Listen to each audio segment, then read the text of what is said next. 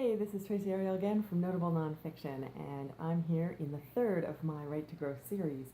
Now, if you saw the first one, you know that it talked about why Write2Grow, and I talked about how writing has helped me create adventures, meet the men of my dreams, start serving my local community, and get involved in social justice issues, and do some heritage reaching out and help some local veterans.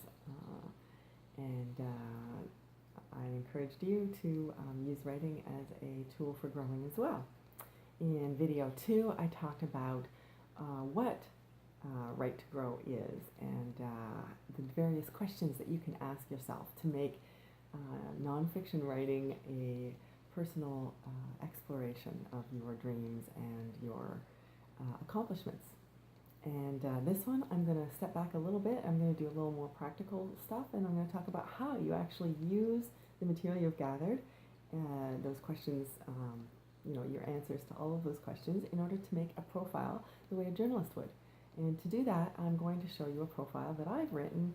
It's not my best profile, but it's the one that I've written recently that I'm really proud of, and it's a story about a general manager and a wonderful hotel in Vancouver. And before doing the profile, I interviewed the hotel manager, and I spent a lot of time looking through pictures and hanging out on their website and seeing what people said about it. And so I had a lot of information, much more information than you would think from the relatively short profile. It's less than 800 words. And throughout all of this, he told me about the luxurious conditions. He told me about the concierge service that's really personal and out of this world. He told me about the spa, many of the facilities, including a partnership that they do with a local gym so that people can actually participate in that local gym as well if you're a guest at that hotel. And all of it really, to me, defined caring leadership on his part. He talked about his relationship with the owner and how a trusting relationship led him to take risks that he wouldn't have otherwise taken in order to make sure that guests have an unbelievable experience when they go there, and real personal.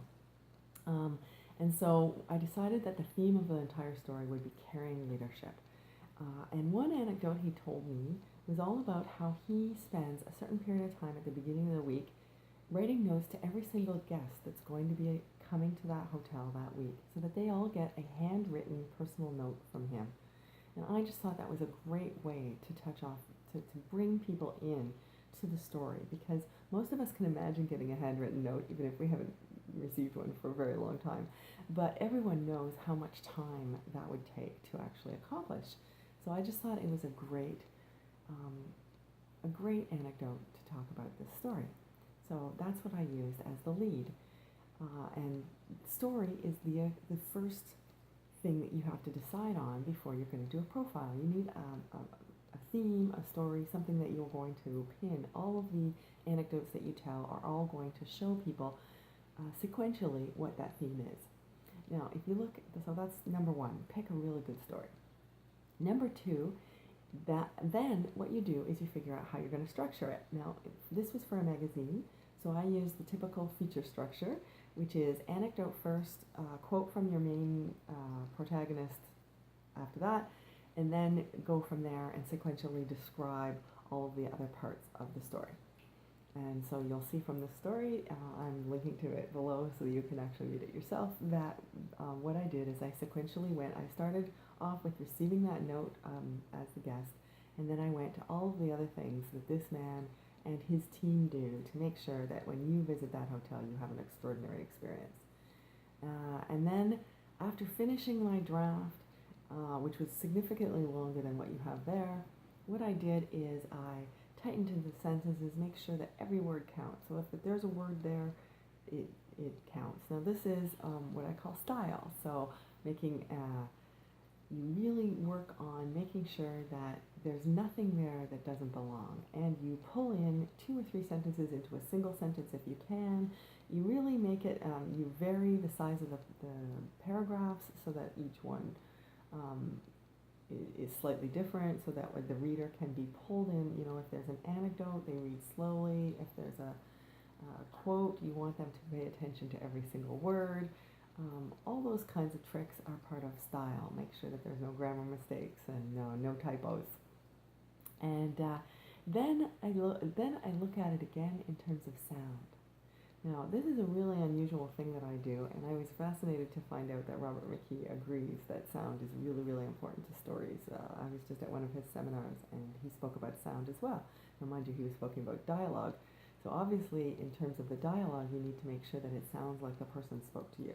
So you use their words, you're trying to actually make it sound like they're speaking in the quote that you're using. But the rest of the story, actually, sound is very important with that as well. Not in terms of, because you got to assume that your reader is reading the story in their head. So if you want them to read quickly, use really short, choppy sentences. You want them to read more slowly, expand your sentences. Make your paragraphs longer. Make sure that the whole thing is, you're making them read the story the way you want them to experience it.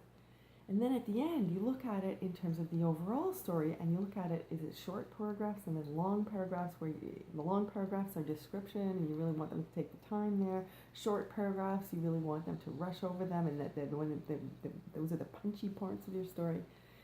Basically, at the end, after you've finished everything else, look at your story in terms of song and sound, so that the person that you're presenting this to has a really good experience, and that they read it in their head and it smoothly flows, just like a song would. And a great story has that kind of poetic structure that considers tone and length of the sentences and the words themselves. You may want to change a few words because some words are appearing too often. You may want to add similar sentences in a couple of times, so it's almost like to make the rhythm work. Basically, think about sound as you're finishing your story. And then you'll have a great profile that you'll love. Now, that's how I do it as a journalist, and that's how you write a profile. And now, obviously, when you write your profile of yourself, you might find it a little harder to do. So in the next video, I'm going to talk about a course that I'm going to be offering to help you do that, so that if you want my help to make your story sing the way a journalist's story would, you can actually be part of my course that starts November 6th. And I really hope you'll consider joining me, and I hope you've been enjoying my Write2Grow series, and that it helps you write the most amazing profile that about yourself that you can do. And I look forward to hearing from you. The description below includes the link to the story that I'm talking about, so you can read it for yourself. And I'd love to hear a comment below about how you used some of these tips in your own stories. And I hope to see you soon. Bye.